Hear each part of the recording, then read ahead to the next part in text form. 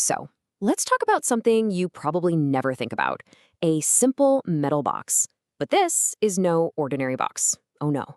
This is the box that literally changed our entire world. And as we're going to see, it has a surprisingly tight grip on your wallet.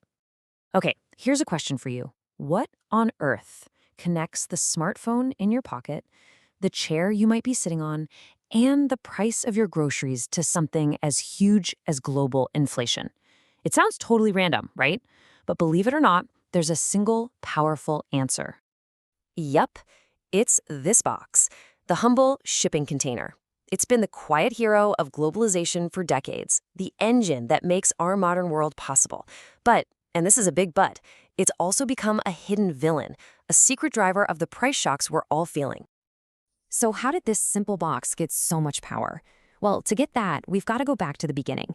It all started with this truly revolutionary idea from just one guy, an idea that basically shrank the planet. So check this out. Before 1956, shipping was just a chaotic, slow, and super expensive mess. Then this trucker, Malcom McLean, has this brilliant thought. He launches the Ideal X, the world's first container ship, with just 58 boxes on it. And boom, within 10 years, his system cuts shipping costs by a massive 25%. But here's the real secret sauce: standardization. When the ISO created one global standard, it was a total game changer.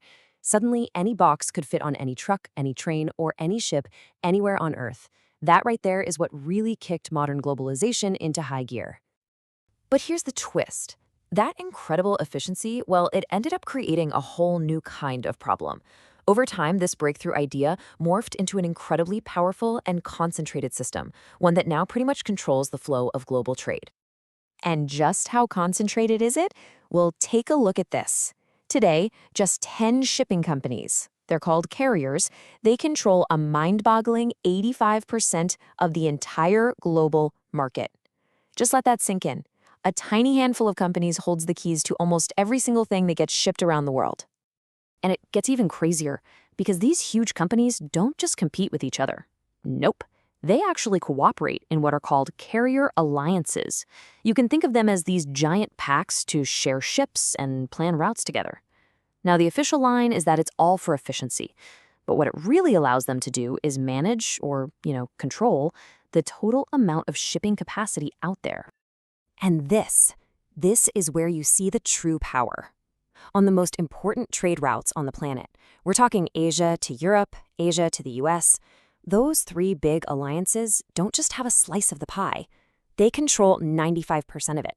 They are the pie. On the routes that move most of our stuff, they have near total control. So what do you do with that kind of control? Well, their number one tool is something called a blank sailing. It's really just a fancy way of saying they strategically cancel a trip or skip a port.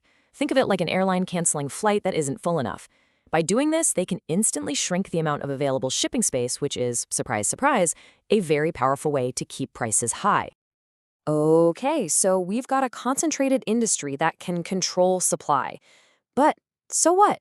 Why should you care? Well, this is what we're calling the shockwave effect. It's how those quiet decisions made out on the high seas create ripples that eventually crash right into your bank account. And let's start with a number that's just staggering: $20 billion. Because our global trade is so imbalanced, the shipping industry spends over $20 billion a year just moving empty containers. Not full ones with your stuff in them, empty ones. That's a huge, constant cost that's just baked right into the price of literally everything. And hey, this isn't just a hunch. We have the receipts. The International Monetary Fund, the IMF, actually studied this, and they found a direct, predictable link. When shipping costs double, inflation goes up by about 0.2 percentage points. It's a documented economic chain reaction. A leads to B. But honestly, the part of the IMF data that really blew my mind wasn't that it causes inflation, it's how long the pain sticks around. And the number you need to remember is this one: 12 months. Let's put that into perspective, because this is what makes this problem so unique. You see, when oil prices or food prices spike, that inflationary shock usually hits its peak and then fades away in about half a year. But a shock to shipping costs? That's a different beast entirely. The impact on inflation just keeps on growing, and it doesn't even peak for a full 12 months. That makes it a uniquely stubborn and painful problem for the whole global economy. So, what happens now? Where do we go from here? Well, the entire shipping industry is basically at a crossroads. It's caught in this massive tug-of-war between new forces that are guaranteed to push costs up and new technologies that could bring them down. And you can think of it like this. In one corner, you've got the green premium. Going green, decarbonizing, is now mandatory. It's the law. But the new e-fuels are incredibly expensive, and we barely have the infrastructure to make or use them. This is absolutely going to raise prices. And in the other corner, you have the digital dividend. This is all about investing in smart tech to fight those inefficiencies. But here's the catch. This part is totally voluntary. They can do it, but they don't have to. And some of these digital tools are really cool. We're talking about smart containers that know where they are 24/7.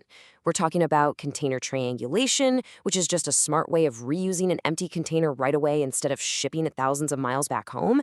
These are the kinds of technologies that could directly attack that $20 billion empty box problem we talked about earlier. So when you boil it all down, we're left with this massive paradox. An invention that was born out of a pure desire for efficiency has created this super powerful, super concentrated system that now generates its own massive inefficiencies and price swings. It's kind of wild when you think about it. And that brings us to the final critical question. The whole thing really comes down to this.